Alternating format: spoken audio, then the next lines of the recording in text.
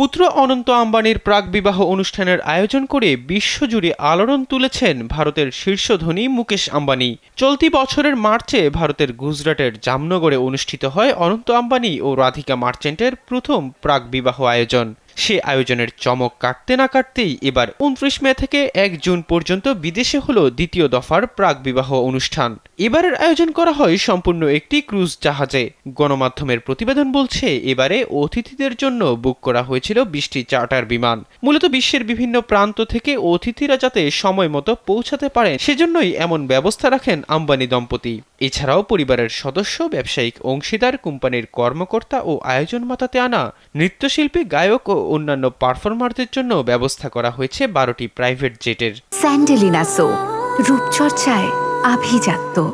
অনুষ্ঠানে আসা অন্যান্য অতিথিদের জন্য রাখা হয়েছিল ১৫০ বিলাসবহুল গাড়ি। অনন্ত আম্বানি ও রাধিকা মার্চেন্টের প্রথম পর্যায়ের প্রাক-বিবাহ অনুষ্ঠানে হাজির ছিলেন Bill Gates, Mark Zuckerberg, Rihanna, Shahrukh, Salman, Aamir Khan সহ গোটা বলিউড। হাজির ছিলেন শচীন ধোনি সহ ক্রীড়াঙ্গনের তারকারাও। বলা হচ্ছে, আগামী ১২ই জুলাই মুম্বাইয়ের জিও ওয়ার্ল্ড সেন্টারে ৭ পাকে বাধা পড়বেন অনন্ত ও রাধিকা। তারা উভয়ই ছোটবেলার বন্ধু।